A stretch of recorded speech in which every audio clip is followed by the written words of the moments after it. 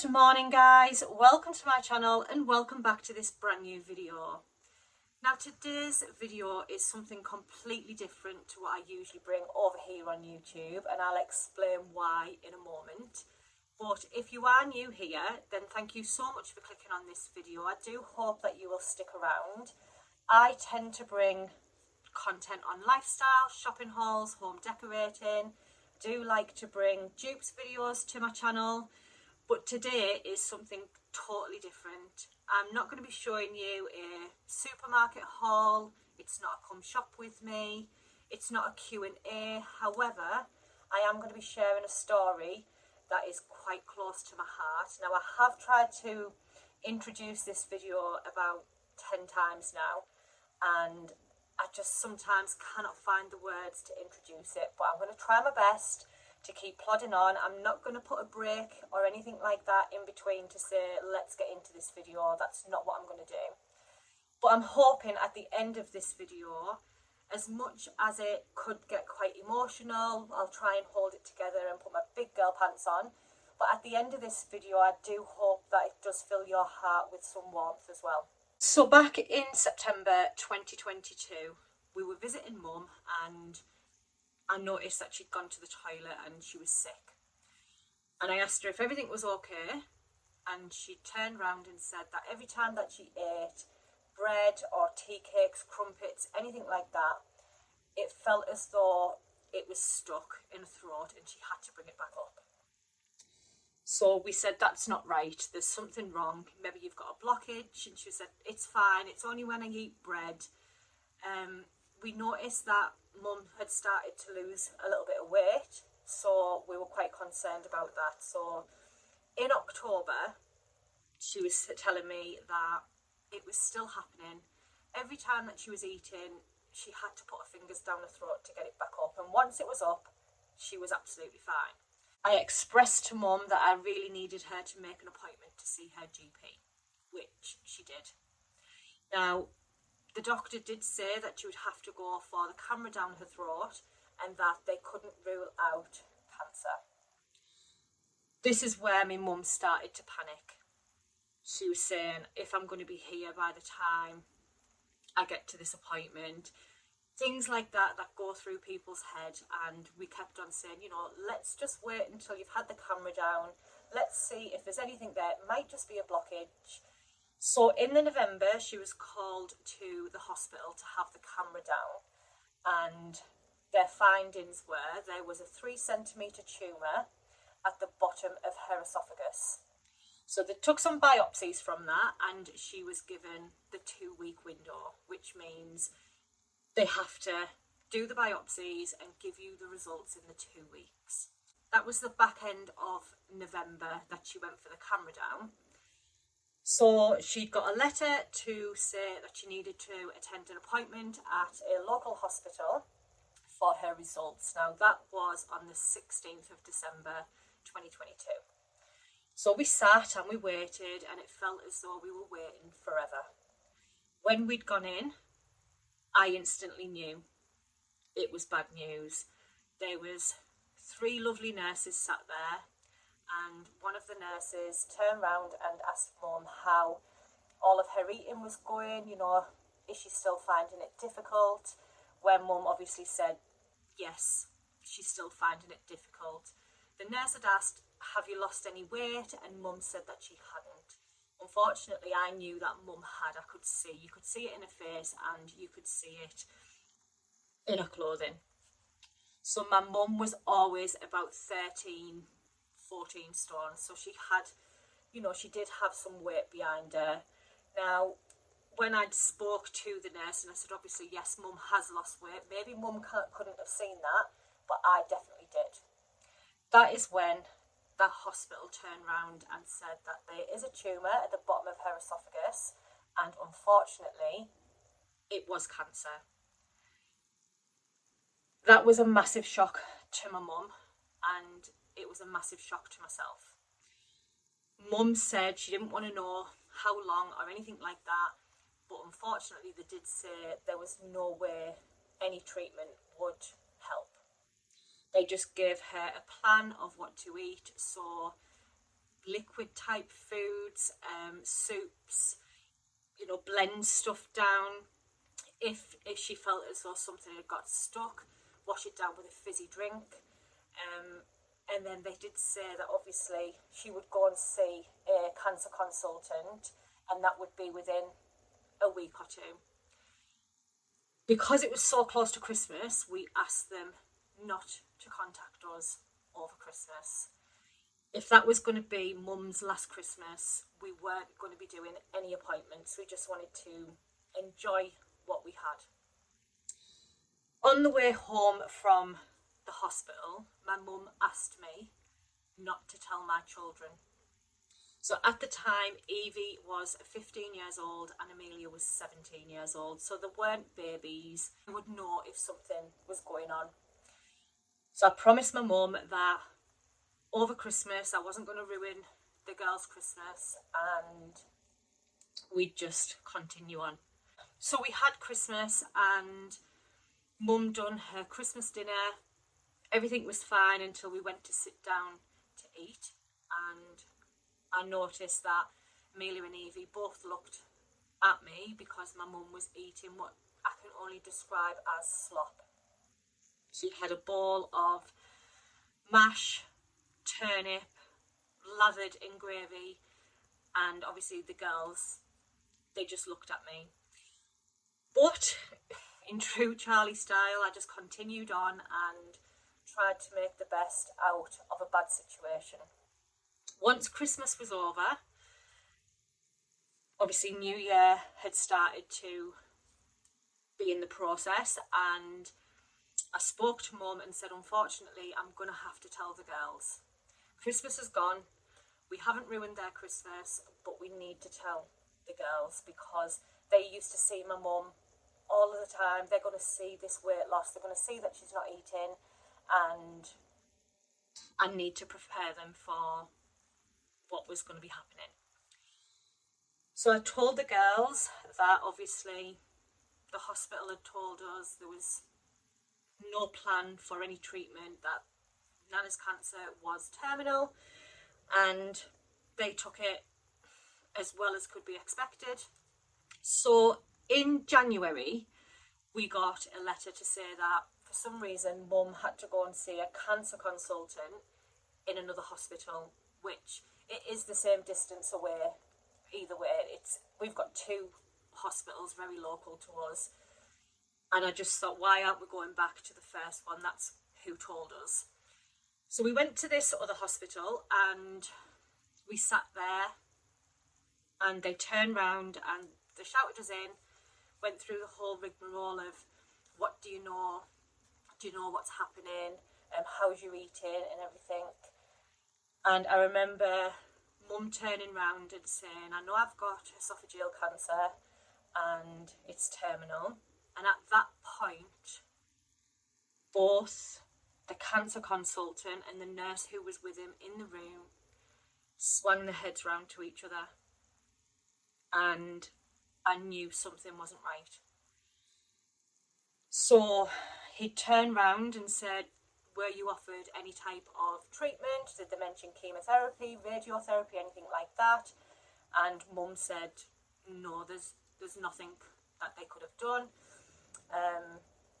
It's terminal, and that was it. That's what we thought all over Christmas. So this cancer consultant turned round to us and said they don't know what images that the previous hospital had been looking at, because they've looked at exactly the same images, because she only had the one camera down, and they said that they were going to offer her chemotherapy, and if the chemotherapy worked, then there was a possibility that she could have gone for an operation to remove the cancer from the esophagus.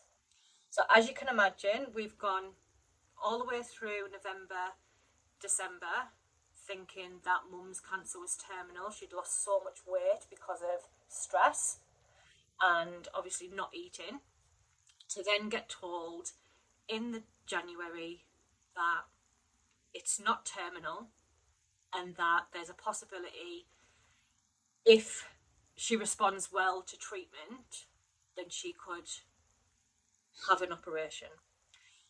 That's when Mum turned round and said, I'm going to fight this. And we walked out of that hospital with a little bit of positivity. So after that appointment, we had to wait for another appointment because for the type of chemotherapy that Mum was getting, she would need a little treatment, which was a Hickman line. Now, her chemotherapy would go through the Hickman line, and when we explained to Mum what a Hickman line was, she was over the moon because she had really, really bad veins, and trying to get blood out of her was a little bit of a nightmare. So with the Hickman line, they were able to take bloods from that, and Mum was just so happy about that.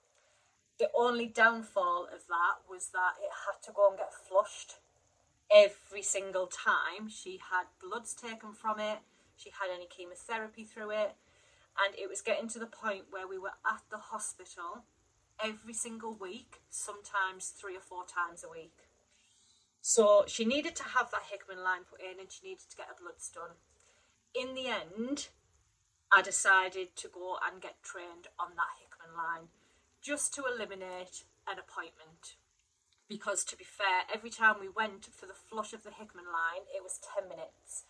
So it used to take us round about an hour and a half to do a 10-minute appointment by the time we got Mum dressed, up to the hospital, sat waiting, and then by the time we got back, which I could have done it in 5 minutes.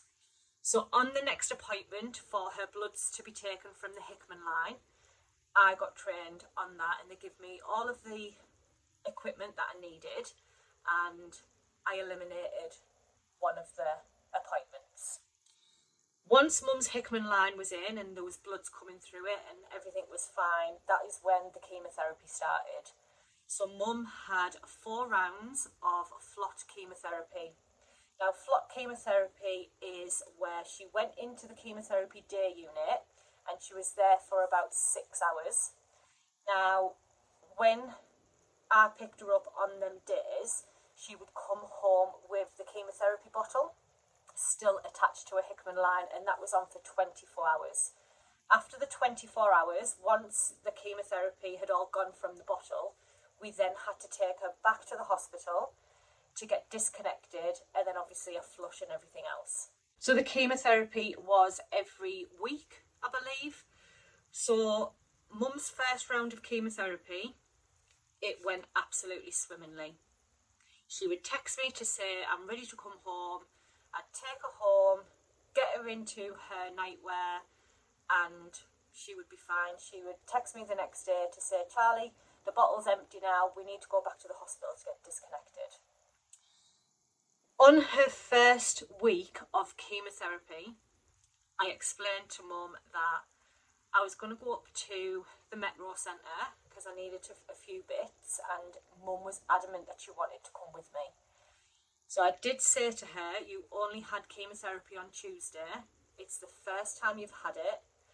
You are not a machine, and you may not be well enough on Saturday to go to the Metro Centre. But because Mum was the way she was, she said, no, I'll be fine. I picked her up on the Saturday and she was absolutely fine until I got into the Metro Centre. I was stood at Primark tills waiting to pay, and my mum just had a vacant episode on me. I was asking her to sit down on the floor because I had a feeling she was going to either collapse. I mean, it was warm in the Metro Centre, but there was just something that didn't sit right with me. We got her outside. We had to get a wheelchair for her, and we got her outside, and I thought, this is the chemotherapy starting to take effect. I know she had it on the Tuesday, but this is what's going to happen after the chemotherapy, and she thinks that she's a machine, and she's not. I drove all the way back to Teesside, and all she wanted to do was go to bed. So that's what we done. We took her straight home and we popped her into bed. Then that is when it became apparent that this chemotherapy was going to kick the hell out of her, because it was evident that Mum was struggling, really, really struggling. She got to the point where I was concerned, so I took her back to the hospital and I explained to them I wasn't too sure of what was going on. Obviously, I've never been in this situation before. She had a first round of chemotherapy this week and something's not right. She went into the day unit, they took loads of tests and loads of bloods, and it turned out that she was a little bit dehydrated. Now, that can happen, especially if you've got chemotherapy running through you, you're just not feeling yourself, you're sleeping a lot. So she wasn't drinking as much as we were pushing the fluid, she just wasn't drinking enough. So she was admitted into hospital, and it was only until her bloods come back that her kidneys weren't dry. Now, Mum suffered with her kidneys anyway. She had kidney stones. She had been in hospital 5 years previously in intensive care because her kidney had hemorrhaged, and she was frightened of hospital. She was really, really frightened of hospital. She was admitted into the most beautiful ward I've ever been in a hospital. And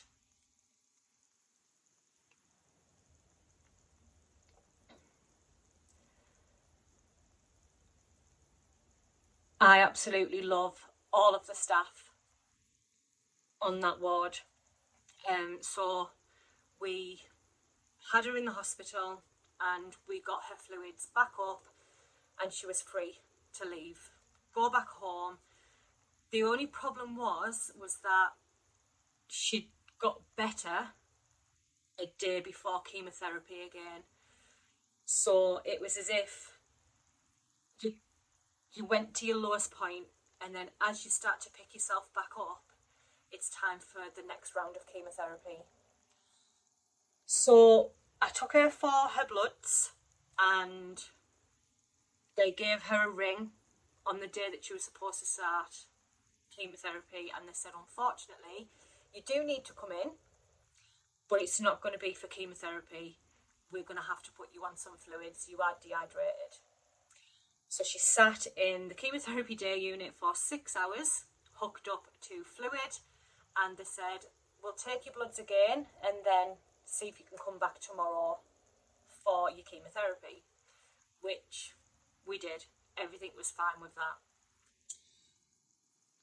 So after that, she had the chemotherapy, and when I'd gone after work, she was in absolute agony. Now, this wasn't anything to do with cancer. This was down below. She was so sore. I've never seen anyone in this type of pain. I rushed her straight over to accident emergency, and they gave her some medication to stop whatever was going on down there. They couldn't feel anything, nothing untowards. That week, I was in accident emergency with my mum every single night, because as soon as the pain relief wore off, it came back with a vengeance. Now, I don't know what that was. I don't know what the pain was that she was getting, but Mum decided to stop eating spicy crisps, and it done the job. Once she stopped eating the spicy crisps, that pain went. So we were back on to chemotherapy. Mum finished her chemotherapy, and do you know what? Apart from the first round, she flew through it. She did have some tough times, but she never once grumbled. In the time of chemotherapy, Mum did start to lose her hair, but she said she wasn't bothered about that. Hair would grow back. She was offered the cold cap. Now, the cold cap is, they say it can prevent hair loss, but with the chemotherapy that Mum was having, she couldn't have anything cold for 72 hours after chemotherapy, but the cold cap wasn't going to be beneficial for her. So now that the chemotherapy is all complete, she was sent back to hospital for another scan, and in that time, while we were waiting for results of that scan, we decided to try Mum on some different foods, some foods that she couldn't eat previous to chemotherapy, and she wanted to try a sandwich, which whatever my mum wanted, my mum got.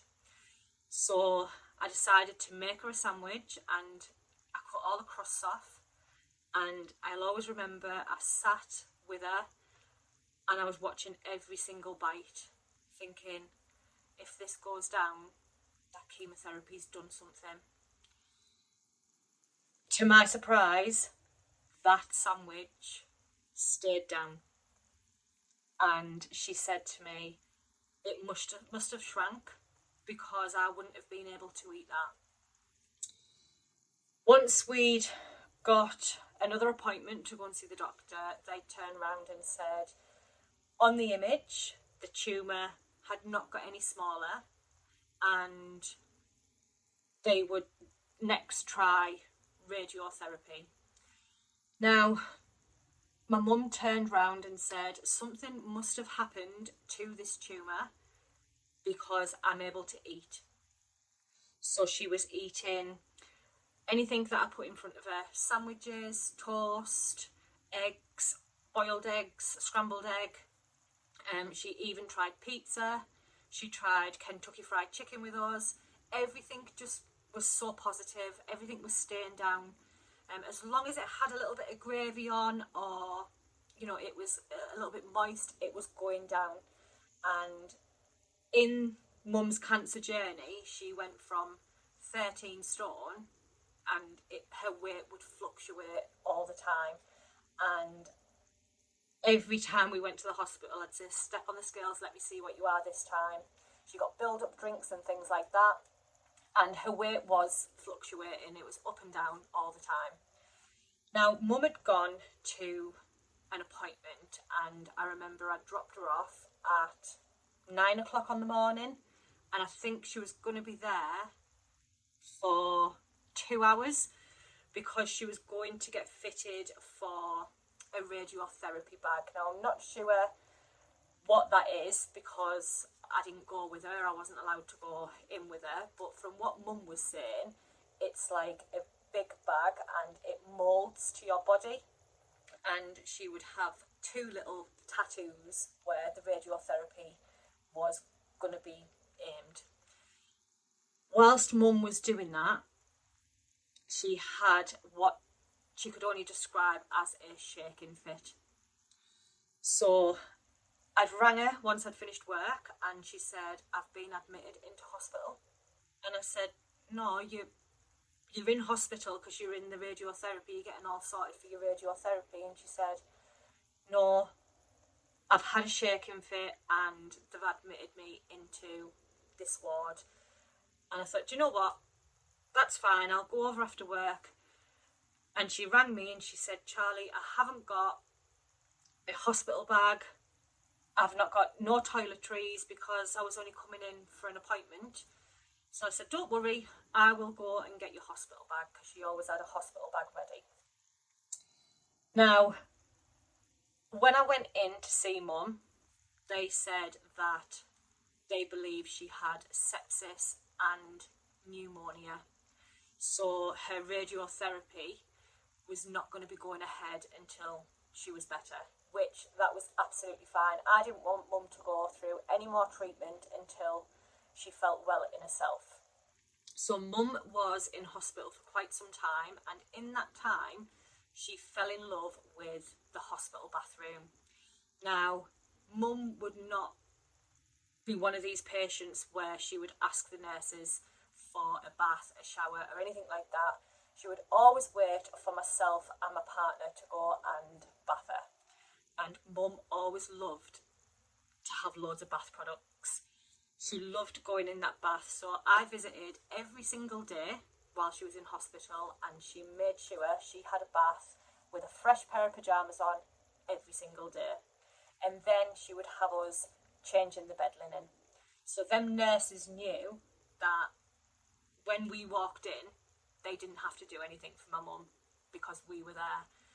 Where from caring backgrounds anyway, so we know what to do.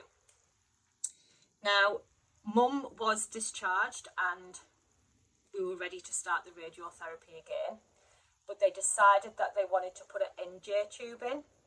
So an NJ tube goes up your nose, down your throat, so it would have passed Mum's tumour and into the jejunum. I think that's what it's called. So when Mum had started her radiotherapy, she would be able to still get all of the goodness because she was going to be fed through a tube, and because of where they were aiming the radiotherapy, it was going to become quite sore, and maybe even drinking would have been quite difficult for Mum.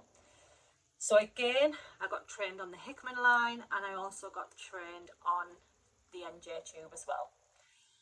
Now, when Mum was in hospital, they found that the sepsis had come from the Hickman line. So unfortunately, they had to remove the Hickman line, which she was not best pleased about, because that meant now she would have to get needles, and she knew that she was quite tight with her blood. So I got trained on the NJ tube, and I got trained on how to set Mum's feeds up and things like that.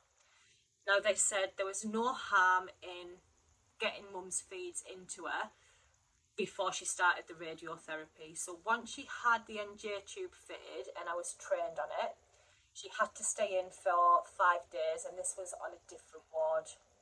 And the first thing Mum done was complained about the state of the windows and the state of the wardrobe door.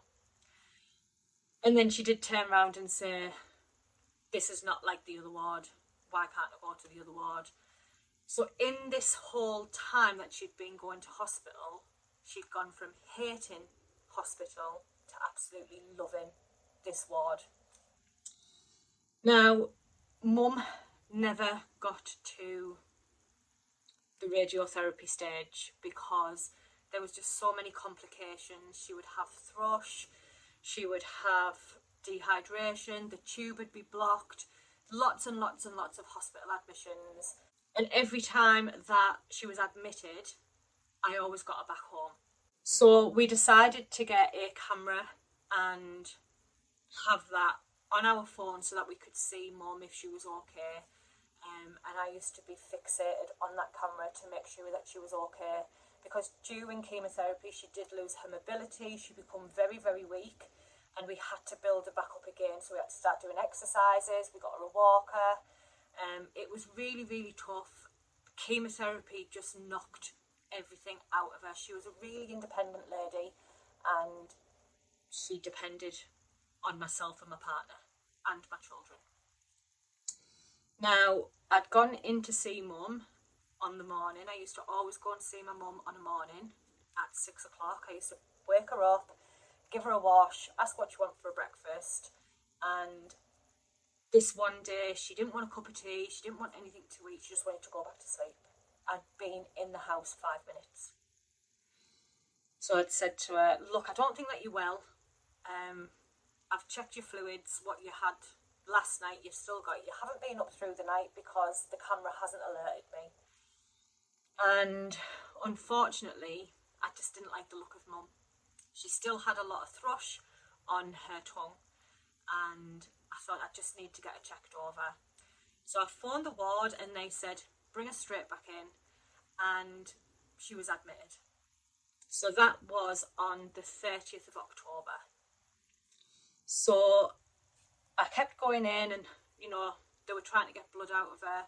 Really, really difficult. They would say they'll try again later, and I just knew something was off.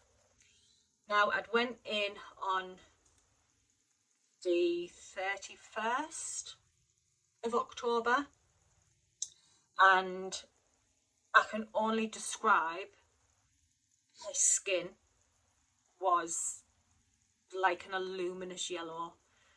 She was doing that vacant staring at me that I got when we were in the Metro Centre that time. Her coordination wasn't right, and I didn't think it was safe for Mum to be in a bay on her own.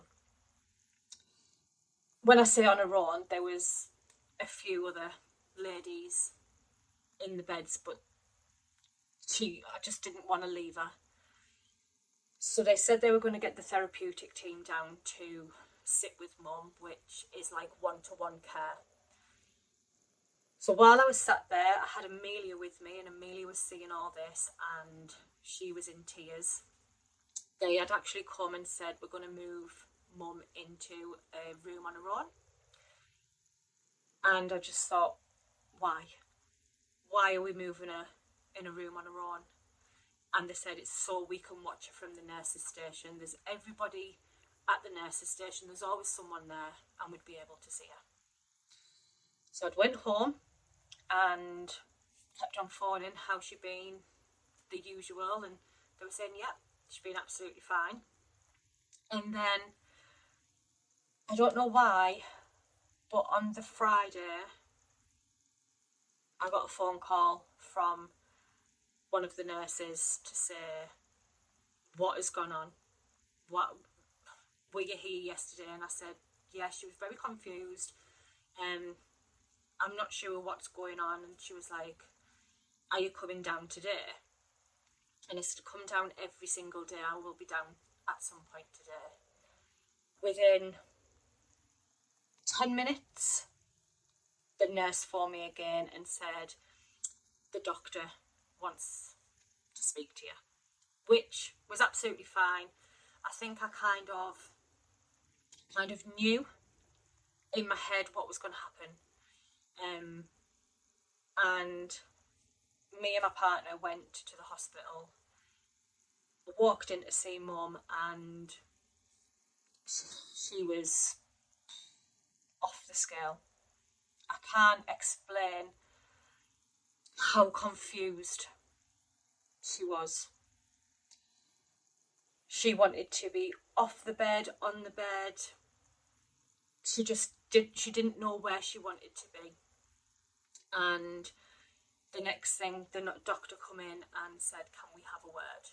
So I went into the relatives room with the nurse and the cancer consultant, and he basically said that mum had been for a scan whilst she was being in hospital, and unfortunately it had spread to her liver. Now, he asked me if my mum had any end-of-life wishes, and my mum didn't. When mum got diagnosed with cancer, she basically said she wanted to see Amelia turn 18, she wanted to see Evie turn 16, she wanted to see me have 1,000 subscribers, and she wanted to see her 75th birthday. And she had seen every one of them milestones. The only thing that I knew was that she would not have wanted to be resuscitated. So I decided to put a DNA in place, which means if her heart stopped, we were not going to resuscitate. They then asked where mum would like to spend her final days. Now, as much as I know, mum would have loved to have spent her final days in her own bedroom, watching YouTube. I just knew that wasn't possible.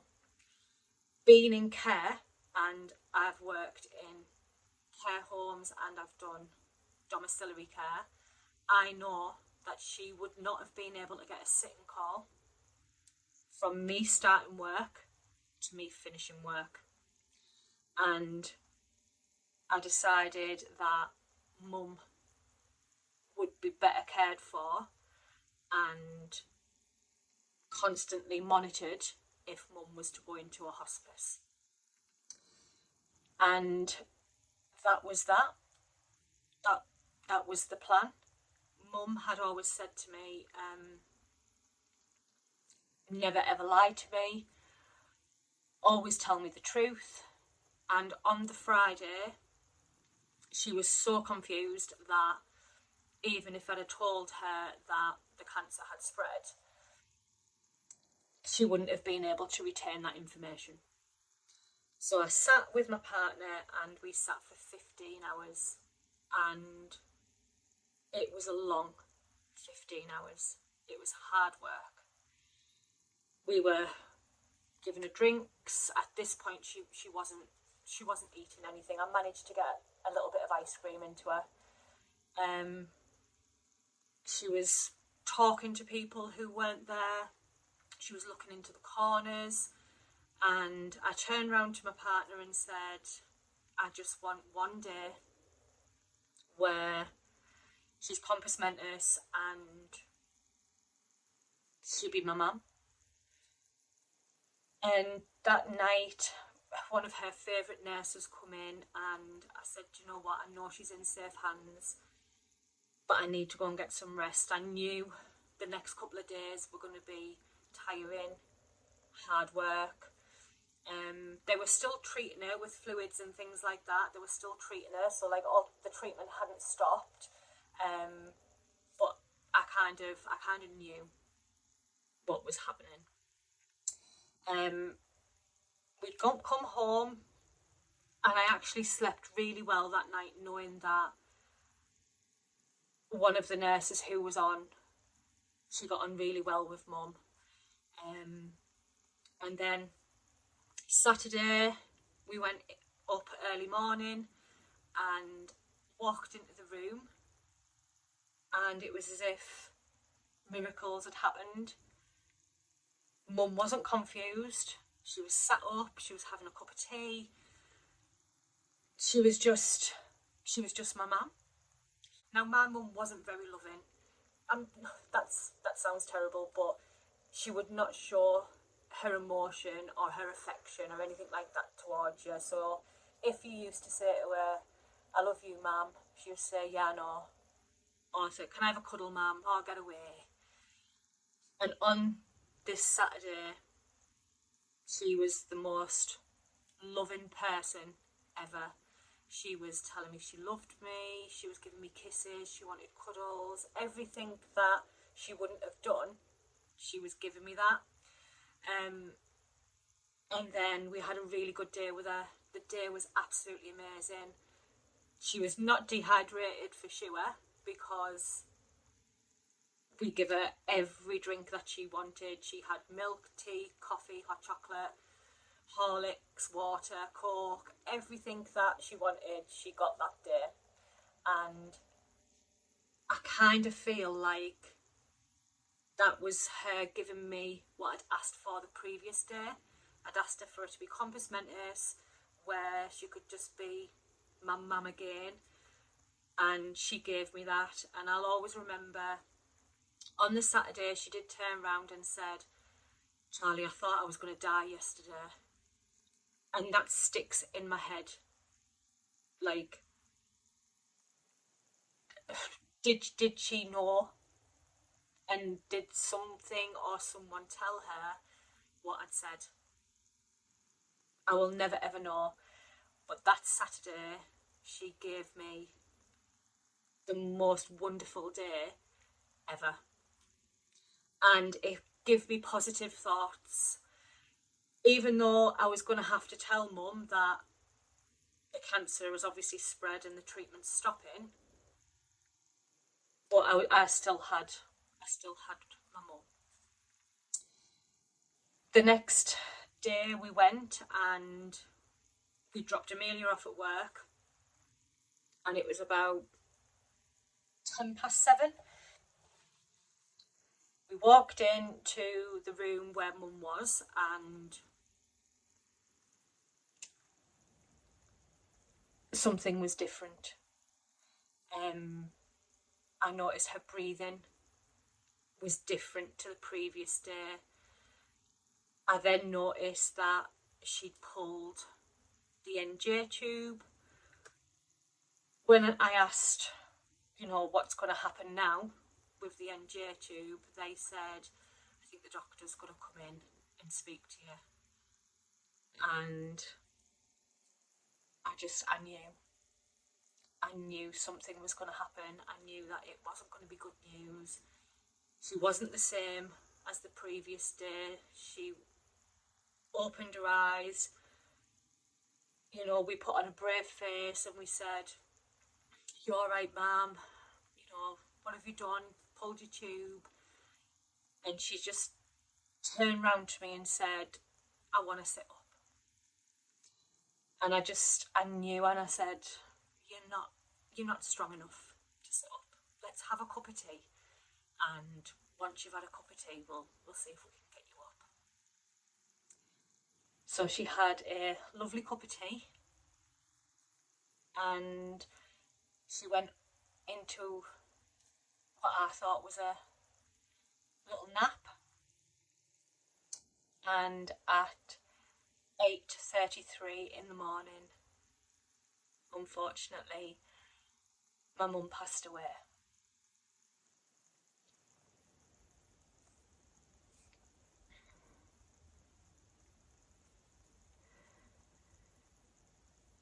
So they took the NJ tube out, and she had a personal care. I had always promised Mum that I would give her a personal care if anything happened. But unfortunately, I couldn't do that. It was just too difficult.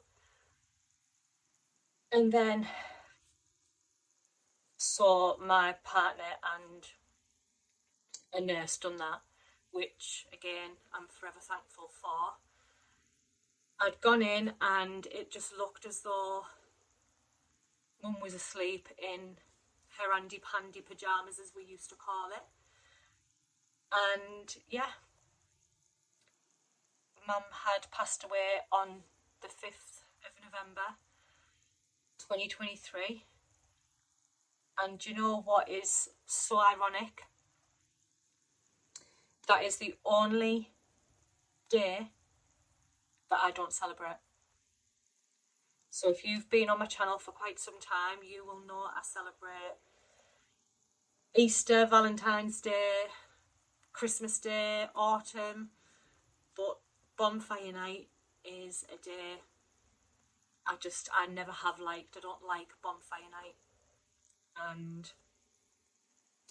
that was the day that she passed away. Now I know this video is quite lengthy, but obviously I did want to share that story with you.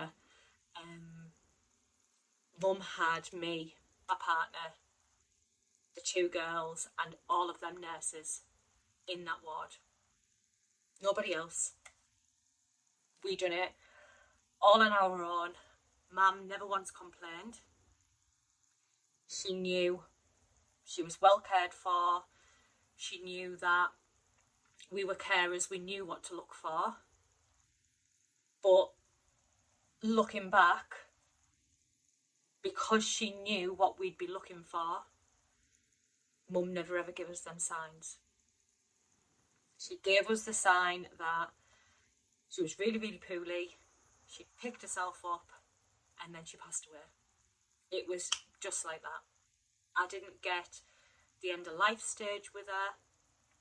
It was if she waited for us on the morning to have a cup of tea, which is what we'd always do on a morning when I went to go and do her personal care. And she just went. She just went.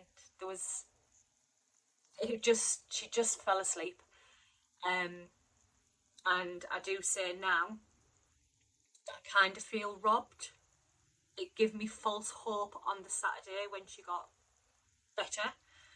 And I kind of feel robbed because she didn't give me that end of life stage.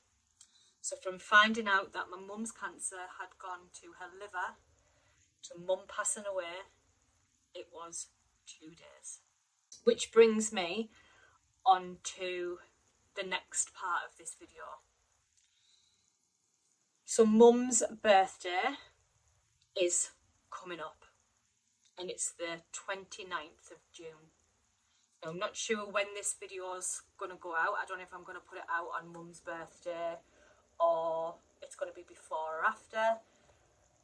But I decided in Mum's memory, I want to give something back to that ward.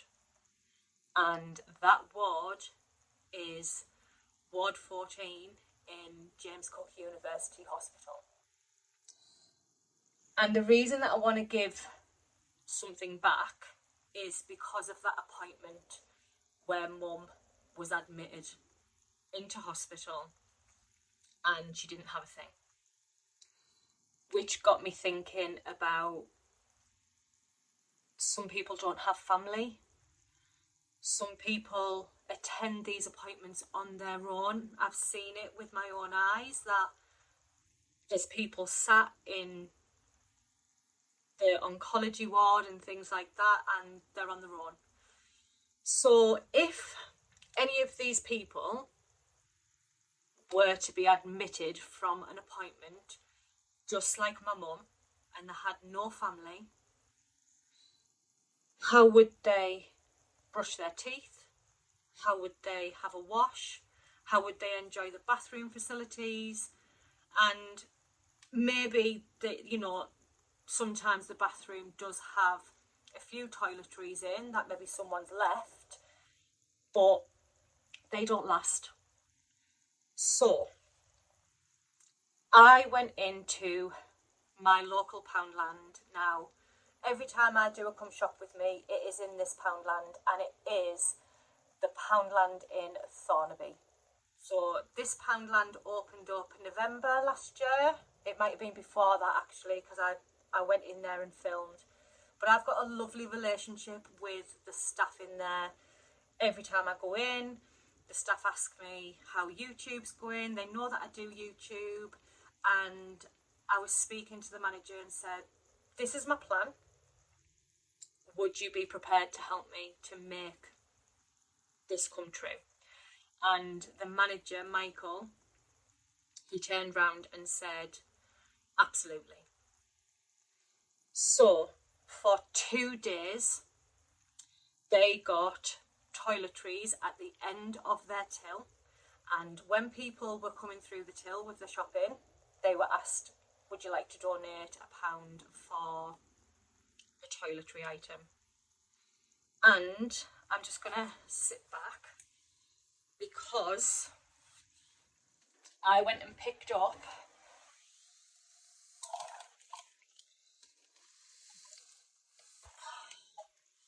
I can't even lift it, it's far too heavy.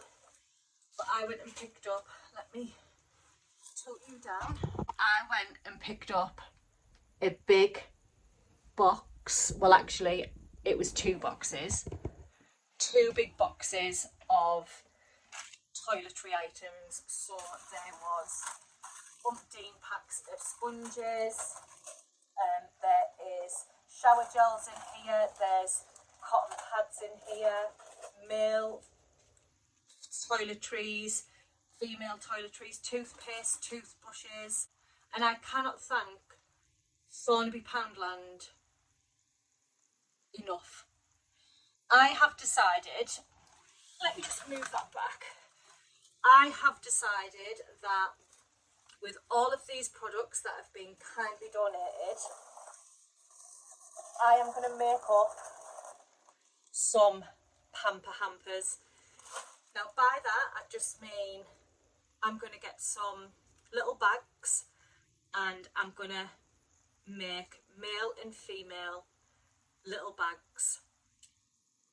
Let's just call it a little essential bag, which means if someone goes in and they don't have any items for personal care or to brush their teeth or anything like that, then the ward will be able to give them one of these hampers. And this is all in memory of my mum. I wanted to do something for mum's birthday. She would have loved this idea because one time that she was discharged, she actually bought quite a few toiletries for the bathroom because it was her favourite place in the ward.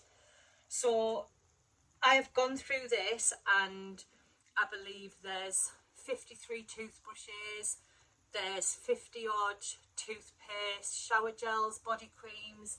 There's even 10 tubs of aloe vera cream, so to soften your skin, moisturise your skin. There's even little collagen patches for underneath the eyes. And do you know what, why shouldn't these people have little pamper hampers? But for me, it was just that appointment. where mum didn't have anything. So I'm going to go and make pamper hampers, and I'm going to take them to Ward 14 on mum's birthday for the patients in the ward. Now, I have spoken to the nurse and I have confirmed that she's going to be in when I take these. Now, I don't know whether to film this part for you or I might just put it on my Instagram. I don't want it to be too invasive. I need to remember that obviously this ward is got very, very poorly people on it, and I wouldn't like to think someone was filming when my mum was in there. So you may see footage over on my Instagram of going to the ward and some photographs of myself with the hampers and the nurses who looked after mum. But it's just a thank you really on behalf of me, my mum. My mum thought of that ward as her second family. She absolutely idolised the girls and the gentlemen on that ward, and do you know what? I can never ever repay that ward for the love, the care, the laughs, the dignity, the respect that not only did they show mum, but they shown us as well. I mean, we used to walk around that ward to the laundry cupboard, getting the sheets out and, you know, taking mum for a bath, getting the towels out. We were putting the laundry in the laundry baskets, but they never ever once said, what you doing, you can't do that. They knew how much me doing mum's care was so important to me, and it was so important to mum, that I just wanted to give something back. And I didn't just want to give money to the NHS because that ward wouldn't have seen it. So this is my little thank you to that ward, just for everything, not just for my mum, like everything that they do for these patients. And I hope that this can continue maybe every birthday. I would like to always think that I could do this every year for the ward. So yeah, so I will be going back, which again, that is just going to be so difficult, because the last time that I was in that ward, I was walking away from my mum. I was leaving my mum. So that's going to be quite difficult in itself for me to go back. But do you know what? I know that that nurse is going to be there. She'll be supporting me, and you know, they are all aware of what I've done and what I've planned and things like that, because I have reached out to them on Facebook. But I am going to go and make these hampers and get to distribute them out to the most beautiful Ward 14 in James Cook University Hospital, just for thank you for everything that they done for my mum and what they continue to do for everybody else. So that is my little story that I just wanted to share with you guys, because I think had I not spoke about it, now I know I've said on previous videos that obviously mum did pass away. I think in my videos I've never really, you wouldn't have been able to tell that I was grieving or, you know, I was struggling, because at the time that it happened I was doing Vlogmas. I had something to focus on, and it's only now that it felt right that I tell you guys mum's story, my story, and tell you guys what I was planning. So I do hope that you have enjoyed this video. I know it's been lengthy and I knew it was always going to be a lengthy video. If you are a carer of a loved one, you know, who's living with cancer, and you want a little bit of advice, or you just want someone to talk to, you can always private message me on Instagram, you can always private message me on Facebook, but I am always here if anyone wants just to chat. I've been through it myself. It's not easy. It's really hard being someone's carer as well as holding down a job, thinking that you're the worst carer in the world and it's not enough. And then even if you're in the same situation as me where you're grieving and you've got unanswered questions that nobody can answer, and you've got things going round in your head and you just want to talk about it, then I am always here if you want to chat. But until next time, guys, thank you so much for watching. Remember, I am going to go over onto Instagram and show you guys what I've been up to, making these hampers, delivering them to the ward. So thank you so much for watching, and again, thank you so much to Poundland in Thornaby for kindly agreeing to take part with this project with myself. And I think all of the staff, everyone who's purchased a toiletry item, it honestly means so much to me. My heart absolutely melts that people can be so generous at times, and I would say there is at least £200 worth of product here that is going to be going to James Cook. So until next time, guys, enjoy the rest of the day, whatever it is you're doing, and I'll see you in the next one. Bye, guys.